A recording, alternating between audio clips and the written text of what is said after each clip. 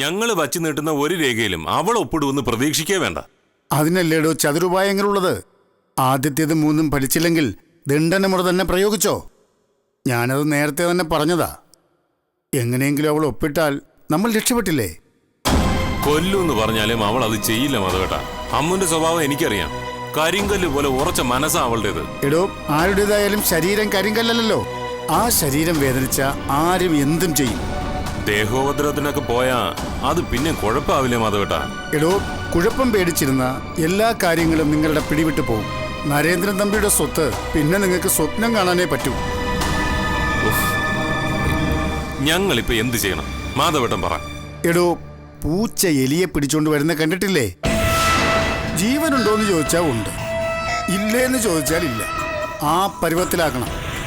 പോലീസിൽ അറിയിക്കാനോ ആരുടെയെങ്കിലും സഹായം തേടാനോ ഉള്ള അവസരം അവർക്ക് കൊടുക്കരുത്. പുറത്തു പോകാനോ ഫോൺ ചെയ്യാനോ പറ്റരുത്. അങ്ങനെ ഗത്യന്തരമില്ലാതെ വന്നാ അവൾ എവിടെ വേണമെങ്കിലും ഒപ്പിട്ട് തരും. ആ, ഏകദേശം ഇപ്പൊ അങ്ങനെയൊക്കെ തന്നെയാ. ഞങ്ങൾ ഇനി ഒന്നുകൂടി പിടി മുറിക്കാ മതി. ഓക്കെ, അങ്ങനെ തന്നെ ചെയ്തോളൂ. അപ്പോ നമുക്കിനി ഒരുമിച്ചിറോ. വാ.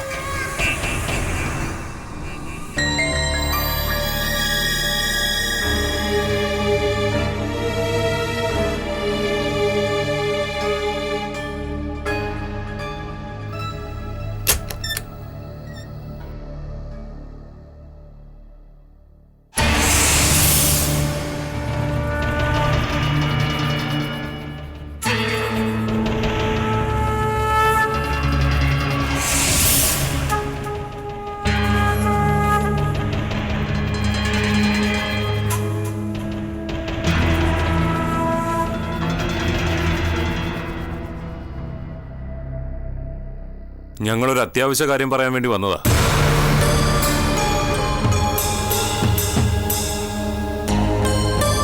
അങ്കിള് പോയതോടെ തോട്ടത്തിലെയും ഫാക്ടറിയിലെയും ഓഫീസിലെയും കാര്യങ്ങളൊക്കെ കുഴഞ്ഞു മറിഞ്ഞു കിടക്കുക. ഓഫീസ് സ്റ്റാഫിനെല്ലാം ഭയങ്കര സംശയം.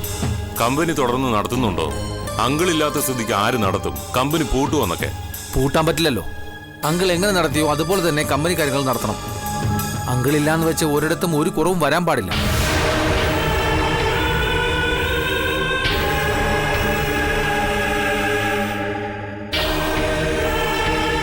അങ്കിളിന്റെ മരണം അമ്മൂനെ വല്ലാതെ തളർത്തിയിട്ടുണ്ടെന്നറിയാം. പോരാത്തതിന് കാലും വയ്യ. അതുകൊണ്ട് തൽക്കാലം ഞങ്ങൾ രണ്ടുപേരും കൂടി കമ്പനി കാര്യങ്ങൾ ഏറ്റെടുത്ത് നടത്താൻ തീരുമാനിച്ചു. വിൽപത്രം അനുസരിച്ച് ഞങ്ങൾക്കാണല്ലോ സ്വത്തല്ല. പക്ഷേ ഇടയ്ക്ക് ചെറിയൊരു തടസ്സം. നിലവിലുള്ള വ്യവസ്ഥ അനുസരിച്ച് അമ്മുവാണ് കമ്പനിയുടെ മാനേജിംഗ് പാർട്ണർ. അമ്മു ഒപ്പിടാതെ ഒരു പേപ്പറും നീങ്ങില്ല, ഒരു ചെക്കും പാസ്സാവില്ല. ബാങ്ക് അക്കൗണ്ടുകളൊക്കെ ഫ്രീസാക്കി വെച്ചിരിക്കുക. ഇതെല്ലാം സുഗമമായിട്ട് നടന്നില്ലെങ്കിൽ കമ്പനി അടച്ചിടേണ്ടി വരും. സ്റ്റാഫിനും ലേബേഴ്സിനും സാലറി കൊടുക്കണമല്ലോ. അതിന് ഒറ്റ വഴിയേ ഉള്ളൂ. അമ്മുവിന്റെ പേരിലുള്ള പാർട്ണർഷിപ്പ് ഞങ്ങൾക്ക് ഏൽപ്പിച്ചു തരിക. പിന്നെ എല്ലാം എളുപ്പമായി. അല്ലെങ്കിലും അങ്കിളിന്റെ പേരിലുള്ള പ്രോപ്പർട്ടീസ് എല്ലാം നിയമപരമായിട്ട് ഞങ്ങളുടെ പേരിലേക്ക് വരുമ്പോൾ അമ്മുവിന് മാനേജിംഗ് പാർട്ണർസാണ് ഒഴിയേണ്ടി വരും.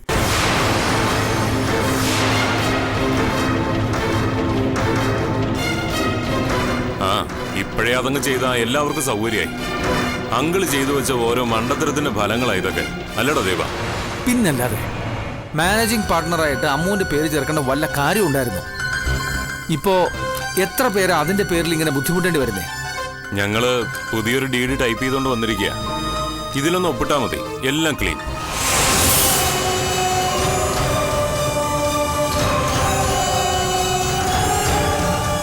എന്റെയും ദേവന്റെയും പേരിലേക്ക് പാർട്ണർഷിപ്പ് മാറ്റി തരാനുള്ള ഡോക്യുമെന്റ് ആയത്. ഒപ്പിട്ടോ?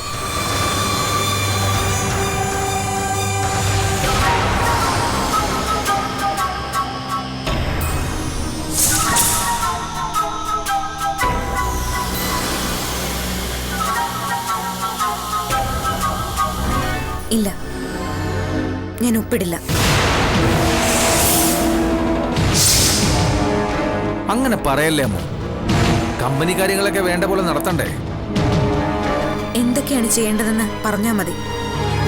ഞാൻ നാളെ മുതൽ ഓഫീസിൽ വരാം. അദ്ദേഹം അതെല്ലാം എന്നെ പഠിപ്പിച്ചിട്ടുണ്ട്. അതുകൊണ്ട് കാര്യമില്ല. ഞങ്ങളുടെ പേരിലേക്ക് അങ്കിൾ വിൽപത്രം എഴുതി തന്ന കമ്പനിയും എസ്റ്റേറ്റും എങ്ങനെ നടത്തണമെന്ന് ഞങ്ങളാ തീരുമാനിക്കുന്നത്. ശരി, നിങ്ങൾ എന്താന്ന് വെച്ചാൽ ചെയ്തോ. പക്ഷേ ഞാൻ ഒപ്പിടില്ല. ദേവ, എവള് ചുമ്മാ ഉടക്കാനുള്ള ലൈനാണല്ലോ.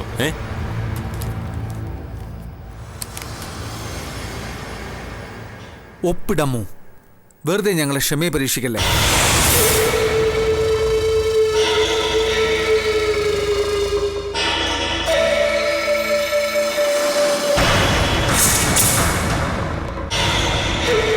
ഒപ്പിടാൻ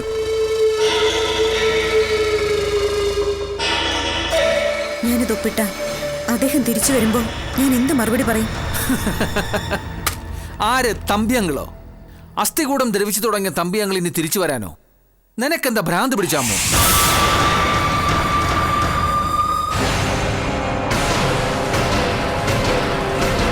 ഞാൻ ഒപ്പിടാം.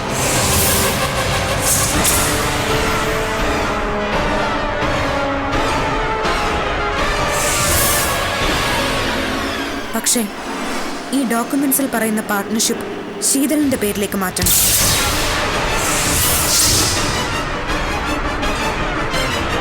കാരണം ഇവൾക്ക് അവകാശപ്പെട്ട സ്വത്താ ഇതെല്ലാം. ഈ നിൽക്കുന്ന പൊട്ടിപ്പെണ്ണിന് കമ്പനിയും ഫാക്ടറിയും തോട്ടവും ഉൾപ്പെടെയുള്ള സകല സ്വത്തും കൊടുക്കാനോ? അദ്ദേഹം ഇവൾക്ക് വേണ്ടിയാ ഇതെല്ലാം കാത്തു സൂക്ഷിച്ചത്. എനിക്കറിയാം, ഇവളാണ് അതിന്റെ എല്ലാം ശരിക്കുള്ള ഉടമസ്ഥ. വെള്ളച്ചിലെടുക്കാതെ ഒപ്പിടടി. ഇല്ല, എനിക്ക് ഈ സ്വത്തിൽ നിന്ന് ഒരു പൈസ പോലും വേണ്ട. വീട്ടുജോലി ചെയ്തിട്ടെങ്കിലും ഞാൻ ജീവിക്കും. പക്ഷേ ഈ അതിക്രമത്തിന് ഞാൻ കൂട്ടു നിൽക്കില്ല. നിന്നെ കൊണ്ട് ഞങ്ങൾ ഒപ്പിടിപ്പിക്കും. ഈ പേന പിടിക്കടി, പിടിക്കാൻ.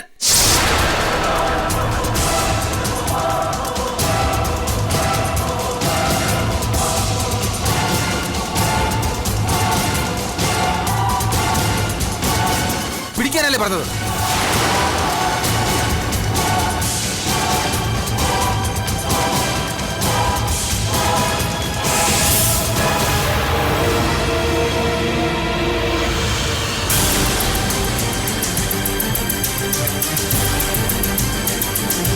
ഒപ്പിടറി.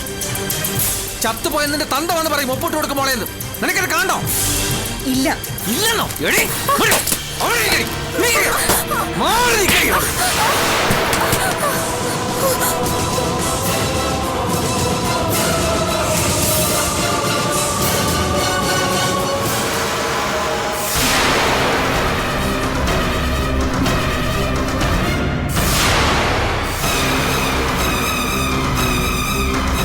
ഈ വീടിനുള്ളിൽ എന്ത് സംഭവിച്ചാലും പുറം ലോകം അറിയാൻ പോകുന്നില്ല.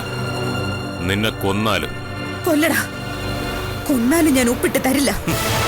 പാലപ്പടിക്കൽ വീട്ടിലെ എച്ചിൽ നക്കി കിടന്ന കൊടിച്ചു പട്ടിക്ക് ഇവിടെ വന്നപ്പോ ശൗര്യം.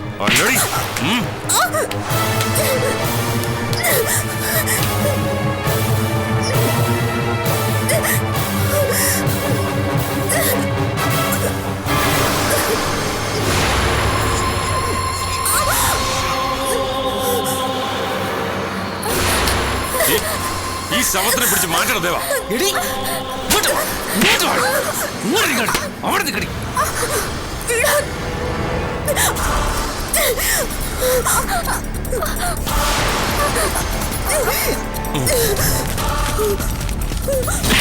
ആനങ്കരുത് അവിടുന്ന്.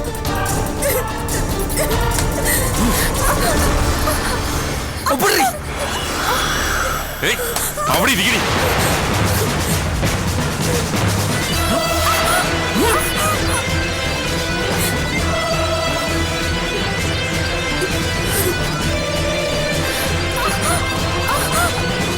ദേവ, അവക്ക് കുറച്ചുകൂടി നോവണം ഇവളുടെ കൈ അനങ്ങണമെങ്കിൽ.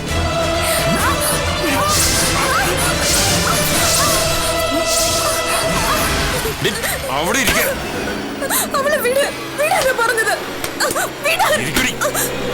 എന്ത് പറയുന്നടി? ഒപ്പിടാൻ പറ്റുമോ നിനക്ക്?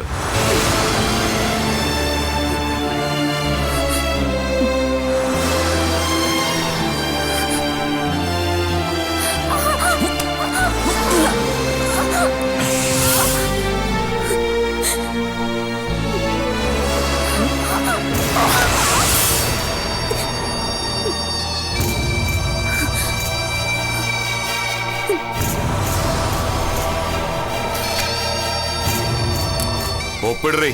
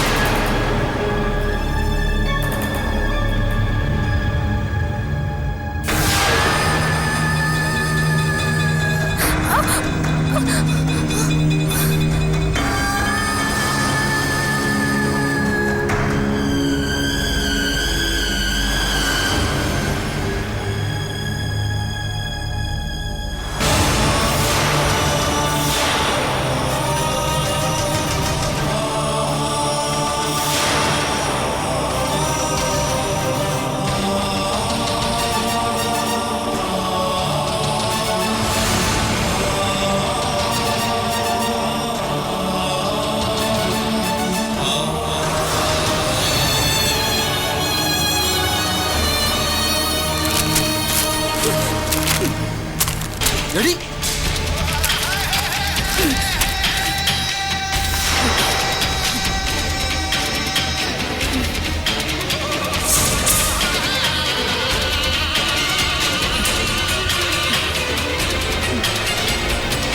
ഡേയ്, നിന്നെ-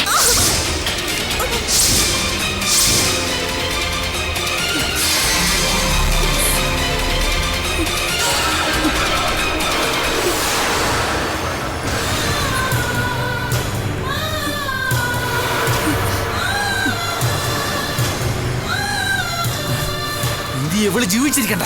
എടി, നിന്നെ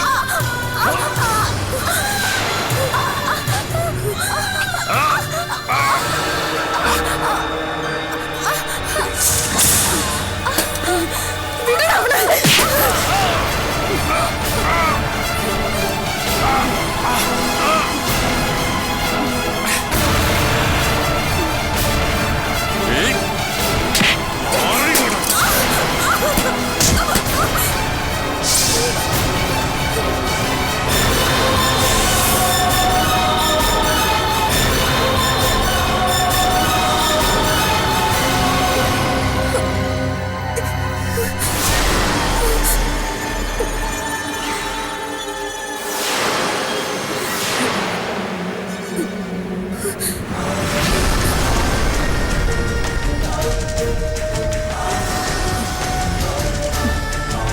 ഞങ്ങളെ കൊല്ലേണ്ടി വരും നിങ്ങൾക്ക്.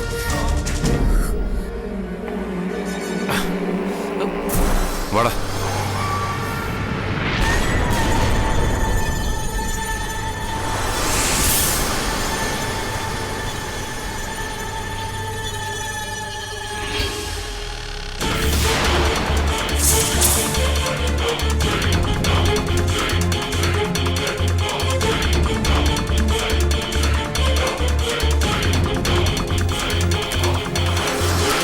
എണിക്കടി. മാനേജിംഗ് പാർട്ണർ സ്ഥാനം ഒഴിഞ്ഞു തന്ന് ഒപ്പിടാതെ നിനക്ക് നീ വീട്ടിൽ നിന്ന് ആഹാരം ഇല്ലടി നായിന്റെ മോളെ. നീ ഇനി ഈ വീട്ടിൽ നിന്ന് പുറത്തിറങ്ങിയോ മനുഷ്യരെ കാണുക ചെയ്യില്ല. ഈ മുറി കിടന്ന് ചാകടി, പട്ടിണി കിടന്ന് നരകിച്ച്. നീ വേടാ.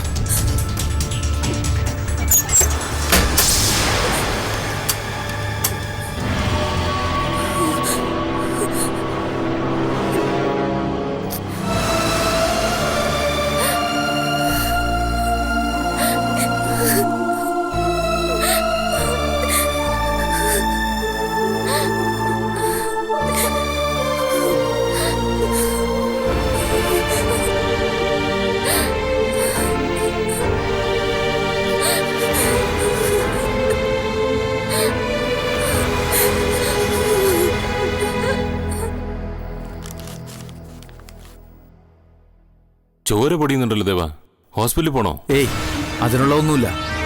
തൊലി പൊട്ടിയെന്നേ ഉള്ളൂ. അതെ, അമ്മയും വിജിതയും ഒന്നും കാണണ്ട.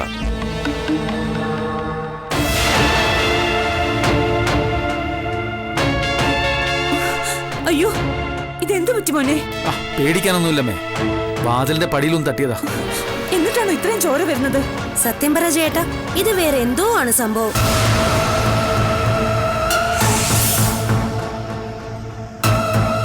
പറ ചേട്ടാ. ഞങ്ങള് അമ്മുനെ കൊണ്ട് ഈ ഡീഡിലൊന്ന് ഒപ്പിടിക്കാൻ നോക്കിയതാ. അവള് സമ്മതിക്കാതെ വന്നപ്പോ ഇത്തിരി ബലം പ്രയോഗിക്കേണ്ടി വന്നു. അതിനിടയിൽ അവളെ ക്രച്ചസ് എടുക്കുന്നു വീശി. എന്നിട്ട് ഇല്ലമ്മേ, ശകലം തൊലി പൊട്ടിയതേ ഉള്ളൂ. ഇത്രയും ചെയ്തിട്ടും നിങ്ങൾ അവളെ വെറുതെ വിട്ടിട്ട് വന്നോ? ഒറ്റ ചവിട്ടിന് അവളുടെ കഥ കഴിക്കാൻ മേലായിരുന്നു ചേട്ടാ. എടി, അതൊന്നും അറിയാൻ വയ്യാഞ്ഞിട്ടല്ല. ചവിട്ടണ്ട, ഒന്ന് ഞരടിയെ തീരാവുന്നതേ ഉള്ളൂ ആ അല്പപ്രാണി. പക്ഷെ അതുകൊണ്ടൊന്നും നമ്മുടെ കാര്യം നടക്കുകയല്ല. അവള് ജീവിച്ചിരുന്നാലേ നമുക്ക് എപ്പോഴെങ്കിലും ഈ രേഖയിൽ ഒപ്പിടിവിക്കാൻ പറ്റൂ. അത് കഴിഞ്ഞിട്ട് തല്ലുകയോ കൊല്ലുകയോ എന്ത് വേണേലും ആവാം. അവളെ കൊല്ലാക്കൊല ചെയ്യാന്നുള്ളതാ ഇനി വേണ്ടത്. ജീവന് വേണ്ടി അവള് നമ്മുടെ മുമ്പിൽ കെഞ്ചണം. ആ സമയത്ത് നമ്മൾ ഈ കടലാസ് ഒന്ന് നീട്ടിക്കാണിച്ചാ അവൾ ഒപ്പിട്ട് തരും. അതും കൂടി കഴിഞ്ഞിട്ട് വേണം എനിക്ക് ഇതിന്റെയൊക്കെ പകരം ചോദിക്കാൻ.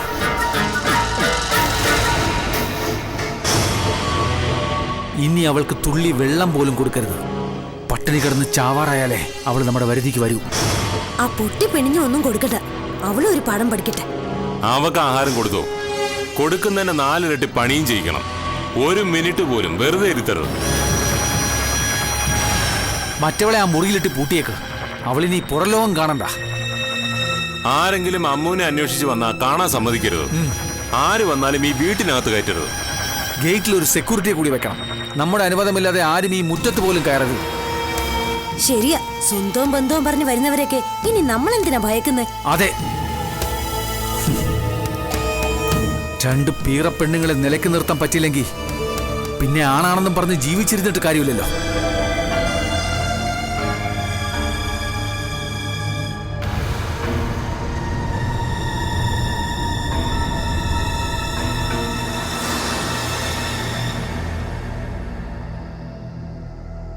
KL7M32. ഒന്നുകൂടെ പറഞ്ഞേ, കേട്ടില്ല. ആ നോക്കട്ടെ, ഇപ്പൊ പറയാം.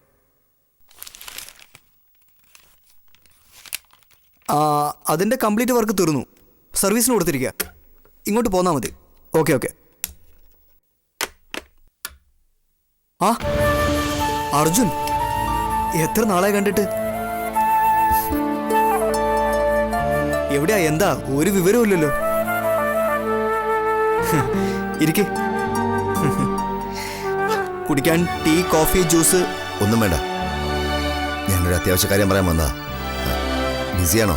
ആ, ബിസിയൊക്കെ മാറിയിരിക്കട്ടെ, നമുക്ക് കാര്യം പറയാം. അമ്മുവിന്റെ വിവരങ്ങളൊക്കെ അറിഞ്ഞായിരുന്നോ? അറിഞ്ഞോന്ന് ചോദിച്ചാൽ എല്ലാം അറിയുന്നുണ്ടായിരുന്നു, അത്രേ ഉള്ളൂ. വൈഫ് പിണങ്ങിപ്പോയതോടെ ഞാൻ കുറച്ച് ഡിറ്റാച്ച്ഡ് ആണ്. ആ ഭാഗത്തേക്കൊന്നും പോകാറില്ല. അമ്മുവിന്റെ ഹസ്ബൻഡ് മരിച്ചുപോയി. അതൊരു മർഡറായിരുന്നു. ആ, പത്രത്തിലൊക്കെ ഞാൻ വായിച്ചു. ഇപ്പൊ ഞാൻ വന്നത് ഒരു സഹായ അഭ്യർത്ഥനയായിട്ടാ. പേടിക്കണ്ട, ധനസഹായമൊന്നുമല്ല. ആണെങ്കിലും പേടിയില്ല, എന്താണെങ്കിലും പറഞ്ഞോ, നമ്മൾ തമ്മിലല്ലേ. സത്യം പറഞ്ഞ എന്റെ വിഷയമല്ല. കേട്ടാ ബാലിശമാണെന്ന് തോന്നും. അമ്മുവിനെ ഫോണിൽ വിളിച്ചിട്ട് കിട്ടുന്നില്ല. കുറേ ദിവസമായി ട്രൈ ചെയ്യുന്നു. ഫോൺ സ്വിച്ച് ഓഫ് ആണ്. ലാൻഡ് ഫോണിൽ വിളിച്ചു, അതും കട്ട് ഓഫ് ആണ്. അത് ശരി. അല്ല, ഞാനെന്താ ചെയ്യേണ്ടത്? നരേന്ദ്രൻ തമ്മിയുടെ 2 അനന്തരവന്മാരുണ്ട്. അവരാ ഇപ്പൊ വീടും കമ്പനിയും ഓഫീസും ഒക്കെ കൈയടക്കി വെച്ചിരിക്കുന്നത്. സ്വത്തിനു വേണ്ടി എന്ത് വൃത്തികേടും ചെയ്യാൻ മടിക്കാത്തവരാമാര്.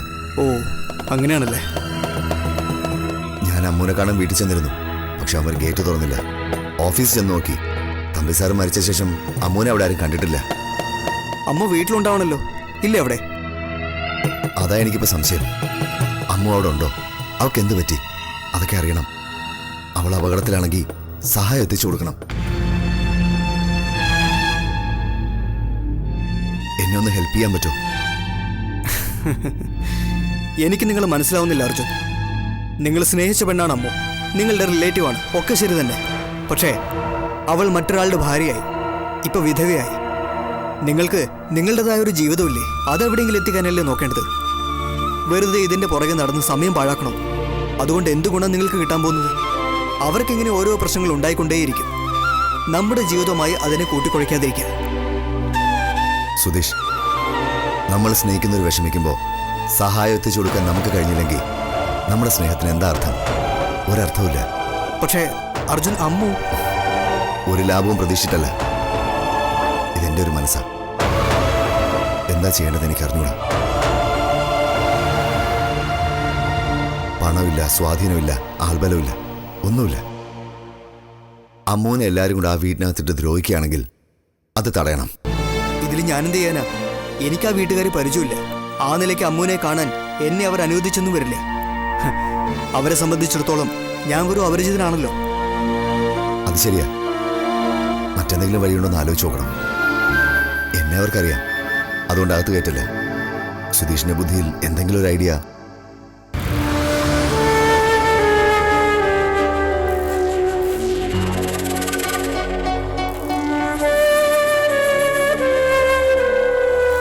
സുധീഷ്, എന്തെങ്കിലും വഴി കണ്ടെത്താൻ പറ്റും നോക്കട്ടെ. അർജുൻ ഇരിക്കെ.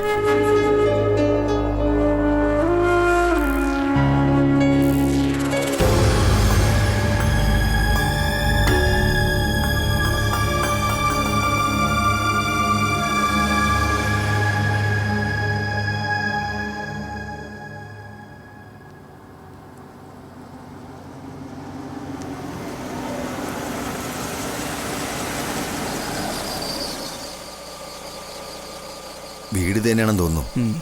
നമുക്ക് ഏതെല്ലാം അകത്തോട്ട് കയറി ചെല്ലാം. കാറോടെ കിടക്കട്ടെ. ആ